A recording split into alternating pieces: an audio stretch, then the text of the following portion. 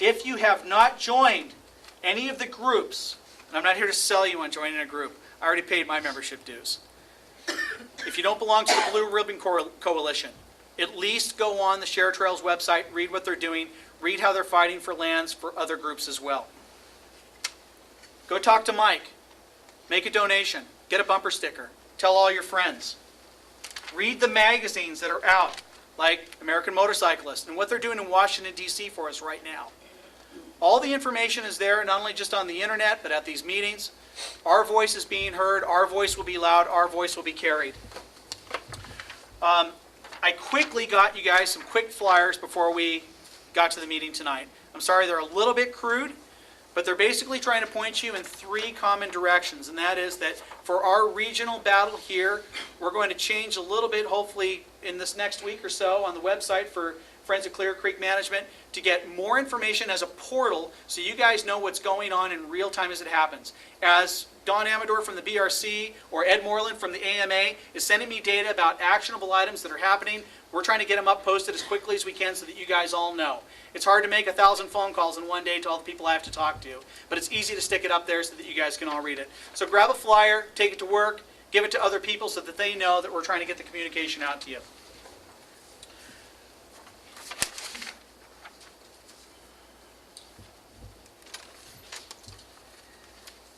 Just a couple more quick things and we'll let the show begin here. Our battle is only one battle, as I said before. This is a national battle. It's not just us. Our opponents are those from the Green Agenda. They're those people that just don't believe we should be funding OHV areas. It comes from a variety of areas. There was a news announcement today that the California Association of Four-Wheel Drive Clubs, in coalition with other groups, is entering into a new lawsuit challenging the motorized recreation in California. So that's great news, that we're all working together for our fight. It's not just, dirt is great or Jeeps are great. It's all of us that are OHV enthusiasts. I also want to read to you a letter that I sent to Rob Dingham, the President and CEO of the American Motorcycle Association, last night, knowing that he's going to be going to Washington soon. Mr. Dingham, first, thank you for helping us steer the AMA to protect the future of our motorsport. As a native Californian, I have been fortunate enough to ride my motorcycles over some of the most scenic routes in backcountry areas known to this country. However, the continued danger of losing our public losing our public lands by actions of the BLM recently in California at the Clear Creek Management Area and other closures in the West is daunting. Please, on June 5th, at the Senate U.S. hearing for OHV use on public lands, make sure that our rights are protected and restored as best as possible for balanced and fair use of OHVs. Now, balanced and fair use, that's a really powerful statement. Balanced and fair use means that we have a very, very small sliver of lands in California used for OHV use. And nationally, we have even a smaller sliver. We're asking for just a little tiny bit of that land to be used for our recreation purposes. But we should also give back. We should also work in programs that help conserve that land. We should also work and honestly be friends with the BLM. Show them what we need to do to help conserve the land. We self-regulate ourselves. And there are many that are in our community that do not self-regulate very well. And they make us all look bad.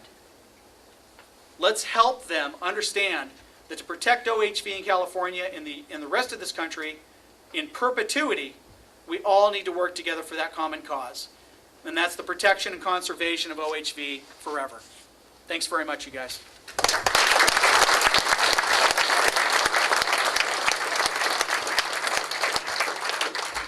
Before we break into groups, just real quick, I was remiss the other night in not recognizing some of the other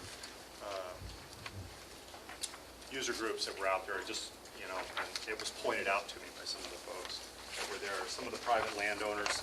So we do have private landowners several private landowners that have in holdings within Clear Creek. We also have mining claimants that have property rights in there. So I'm just bringing this up because when you get in your groups, these are all considerations that you should, that may be brought up or that you'll need to take into account. We have people interested in rock counting. We have wildlife habitat. We have wildlife habitat in there, the area with elk and deer management, with fish and game, hang gliders, cultural and historical features in that area that should be considered. Amateur geologists frequent the area.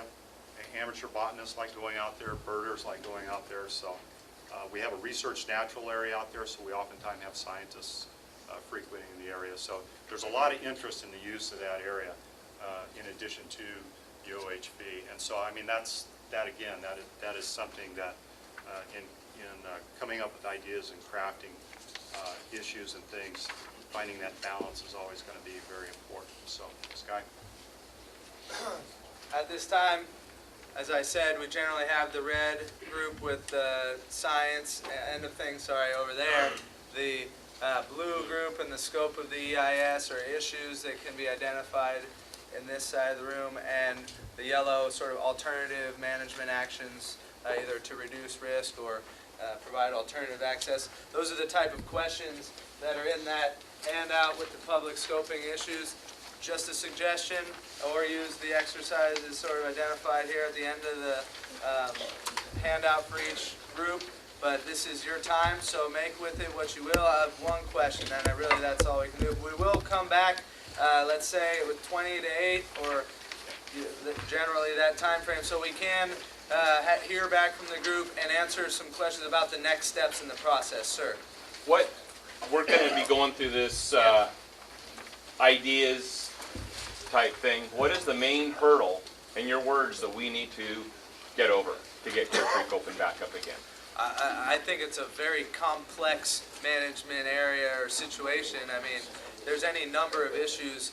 Right now, what people are most concerned about or need to learn and understand more is what the EPA's risk assessment says and how it will influence BLM's management decisions. Is there a possible real solution to this, or is this done to the point to where whatever our solution is, nothing's going to fly? I cannot speculate any further. I would really encourage us to try and work it out through the process.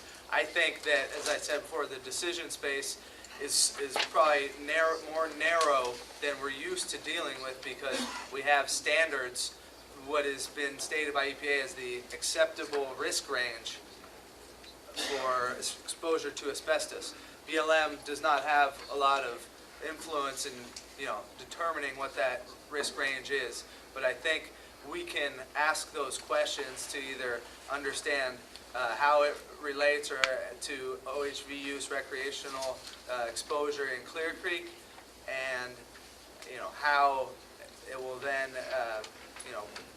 how we're going to address that within this process. I think the simple answer is there is no agenda decision. I am wide open to ideas, but as Sky says, there's kind of this narrow focus that we got to get over. I've talked it over with a number of the individuals, on how we get past this risk thing in terms of the amount of what is acceptable risk for the public.